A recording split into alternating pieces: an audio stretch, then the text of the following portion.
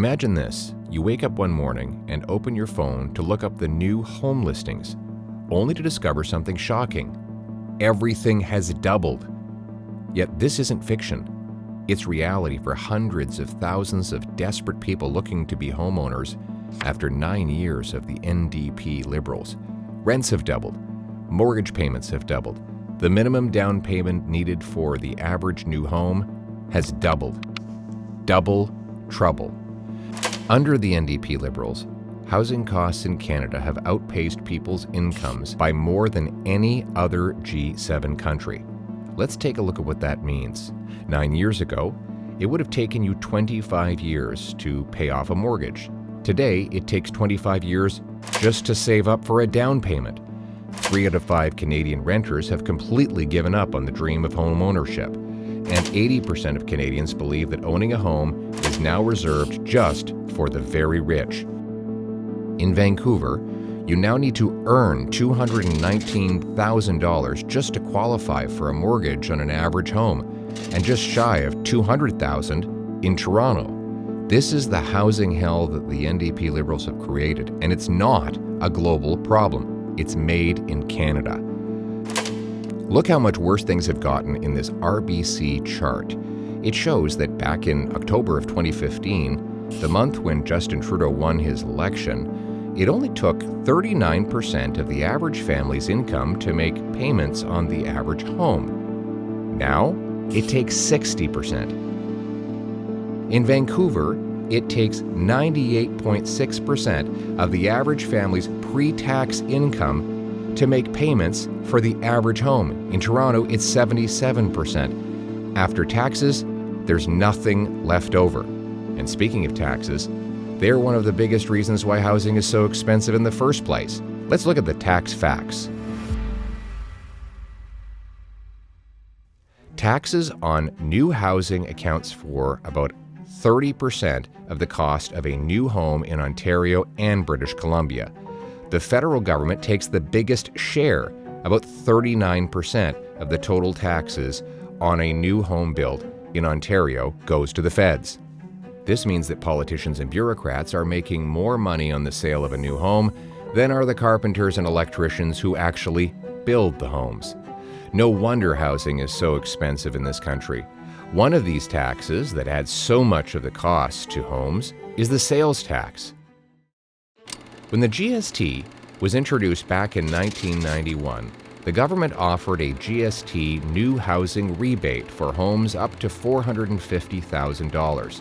Back then, 95% of houses qualified at that low threshold. But not anymore. According to StatsCan, the cost of a new home is up 120% since 1991, with most of those increases having happened in the last 9 years of the NDP Liberal government. But the rebate thresholds have not changed from that $450,000 cap.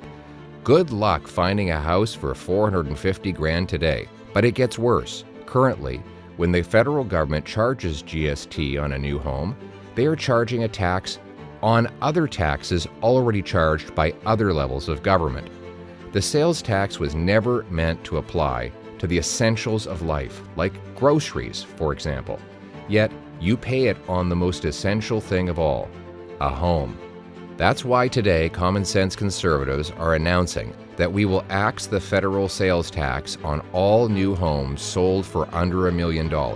That is right, zero GST on new homes under $1 million. Here's what it will mean. On an $800,000 home purchase, this conservative tax cut will save you a total of $40,000 or $2,200 a year in mortgage payments.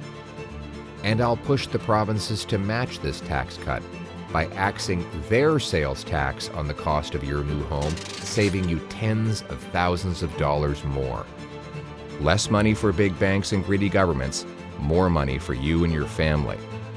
This tax cut on new homes will spark 30,000 extra homes built every single year. You're probably asking, how do we pay for that? Common Sense Conservatives will fund this big tax cut for home buyers by ending failed Liberal housing policies, like their Housing Accelerator Fund, which gives money to big city governments that block housing construction with red tape. The NDP Liberal Housing Ministry even admitted this program doesn't actually build homes. It's also important to understand the Housing Accelerator Fund doesn't go toward the cost of building houses. A 2-year-old announcement, $4 billion of tax The Housing money. Accelerator Fund. The Housing How many Accelerator Fund completions? doesn't actually directly build homes. There's $3 billion left in this program. It should go to home buyers and builders, not to City Hall bureaucrats. You'll also cancel other multi-billion-dollar housing programs that have built no housing whatsoever. And the 30,000 extra homes the tax cut spurs will generate more income tax revenue from the businesses and workers who build the homes. Common sense conservatives will axe taxes to build homes. You will have the government's hands out of your pocket and a roof over your head. And we will restore Canada's promise that hard work earns a powerful paycheck that buys affordable food and homes in safe neighborhoods. That's common sense. Let's bring it home.